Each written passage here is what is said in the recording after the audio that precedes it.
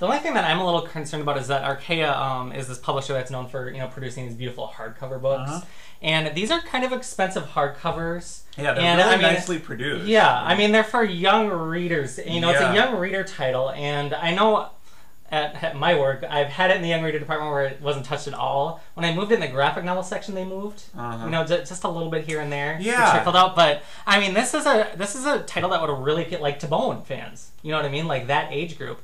And these are too expensive and a little too the production is a little too adult for that audience. Yeah, that's... So I kind of hope at some point they do kind of break out of that hardcover and go with soft covers, maybe even divide the volumes into smaller, you know what I mean? Because I feel like the audience isn't exactly finding this, but I mean, the audience would love it. You know what I mean? I actually completely agree with that. I mean, even though as a reader personally, I didn't maybe love it to the extent that you did, I do totally agree that, I mean, the kids who read the Bone color softcovers, the kids who read Amulet, yeah. I mean, this is a much better Amulet. You could put this right next to the shelf and they would pick it up and they would love it.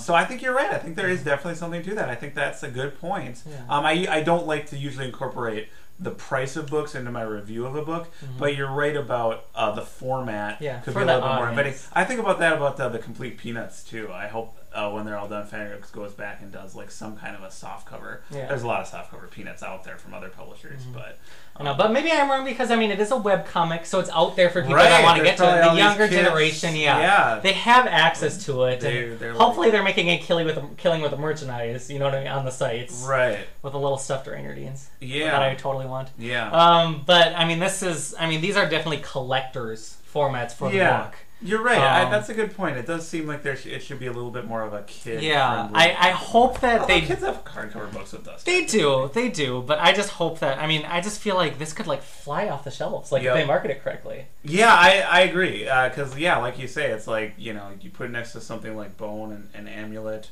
or a lot of those titles, and. But I mean, I'm kind of thinking about other examples of that, like Adventures in Oz by Eric Schanauer. That's another one that I think would appeal to those younger readers.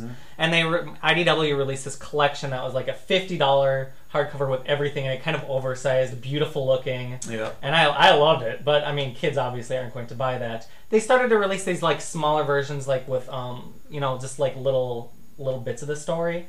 And that really didn't move in the stores either, but I don't know if that's just because it's the kids would want to read Wizard of Oz before they move on to the adventures. Well, there's no perfect formula for what's going to be successful. I mean, if you could do that, you could be publish this book in this way, and we'll sell this many copies. It's not an exact science, but I do think you're right. I mean, definitely Gunnerkrigg card doesn't seem to have quite the penetration, at least in brick and mortar bookstores, that it does something like Bone or Diary of a Wimpy Kid. And it really, especially looking at something like Amulet, that's kind of a sub-horror fantasy. You know what I mean? It's I think this is leaps and bounds ahead of that. Not quite to Bone level, obviously, but I mean it's very well done. And I think the kids that would pick it up would spread the. I just feel like it would kind of spread throughout that that audience. Yeah. If they had it in their hands. But you said you even had a kid come into your work asking for it. I had one kid come and ask for Gunnerkrigg Court. And he had a hard time pronouncing the name, which is Gunnerkrigg Court is a mouthful. I don't like the title either. it's a clunky, ugly sounding title, isn't it?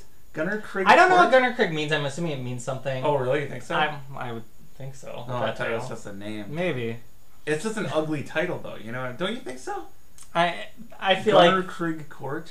I don't know. I like the sound. I like a good book, but I don't know. I'm not. I feel like it could have been something catchier, but But the thing is, I think the art style, just plastered on top of books and stuff like that, would be a selling point in itself. If it was out there in front of those kids, where it's not. Yeah, totally appealing to its target audience, and obviously has found a lot of that audience online. Archaea is a terrific publisher. I know you enjoy a lot of their books.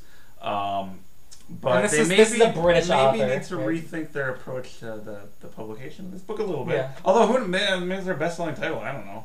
Don't listen to us. I don't know. We don't. Mouseguard is easily the best-selling title, I'm sure. Well, Mouseguard, I mean, it should be as successful as Mouseguard, don't you think?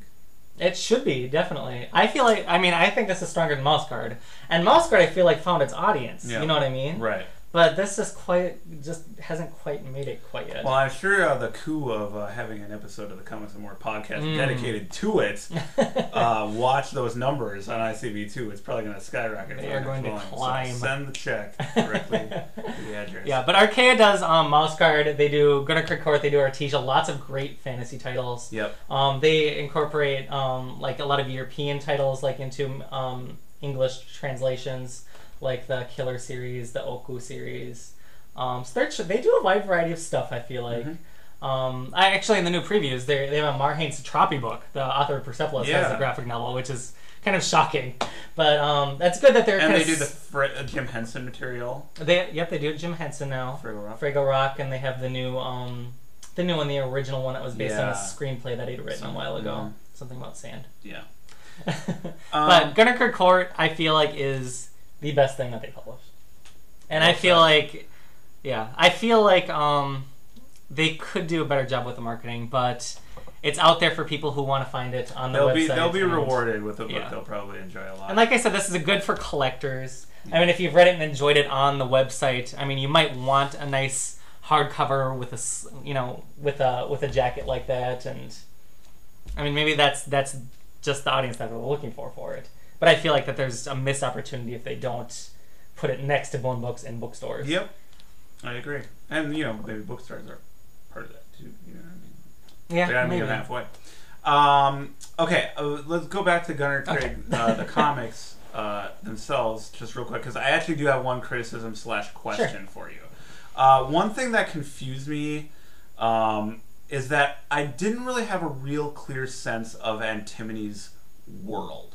I get that the court itself is this odd place where there's robots and supernatural things can happen, but it wasn't clear to me what kind of a world this was taking place in. World at large? Yeah, like, I mean, Antimony goes to Gunnerkrigg Court and she builds a little robot, and then she meets a ghost, and she's not, you know what I mean? And obviously she's an unusual girl, but how unusual is that in the context of this world? Like, do people in the world outside of Gunnerkrigg Court know about robots and ghosts? Would they be surprised by that?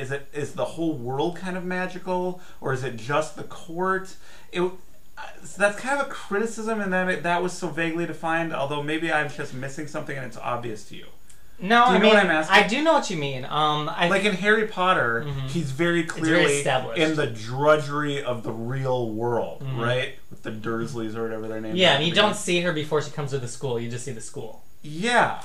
And you don't see any of the world outside school. Well, I mean, they do go to the camping trip where there's robotic cows with laser beams. You know what I mean? I think But isn't that all part of the court? No, I think that was a school trip because they got off on like a bus. Yeah, but I thought the court was like this big sprawling thing. And I kind of assumed that was outside like the court, a ways away from the court. See, it's a little vaguely defined. It is the world. I mean, it's good world building in the sense that he's building a backstory and a mythology for all the characters, and that is interesting. Those are probably my favorite parts of the book.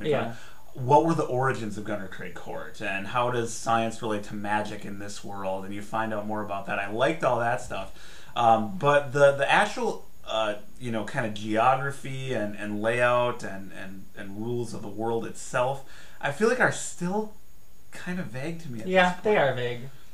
And maybe purposely vague, because maybe he doesn't know what he wants to do with it and he wants to have that option open later. I don't know. So you don't know the answer to I don't know the answer to it, no. Like, are there ghosts and robots everywhere in the world where this takes place, or is it just in Gunnerkrigg Court? Yeah, I don't know. I mean, that seems like a kind of a problem if that's not clearly defined. Yeah. So that's like a minor. I mean, I haven't even noticed that really until you've really mentioned it. Yeah. So I don't think it's much of a problem, but it is there for people with those who want to know everything about this world. Yeah. Well, because I guess I just felt like those early chapters, like, he wasn't really worrying about defining anything. He's just like, I like to draw girls and robots, and here's a girl putting a robot. And now he's just focused so much on this. When it started to become more of a, like, on my story, I'm like, oh, okay, well, let's establish some ground rules here, and I feel like I'm a little confused on some of that kind of stuff. Sure. Whereas in those other works we mentioned that it resembles, that's really more clearly defined.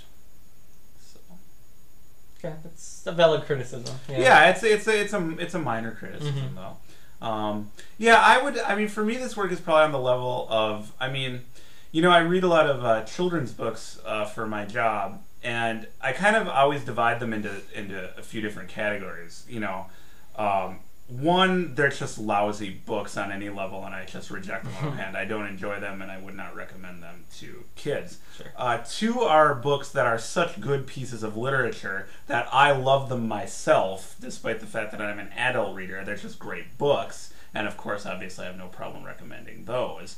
And then really the largest category is the third category of books that me as an adult reader I feel a little detached from. I can read it and evaluate it critically, while recognizing I'm probably not the target audience for it, but I happily am able to recommend them to young readers and talk about them with young readers, and they take them.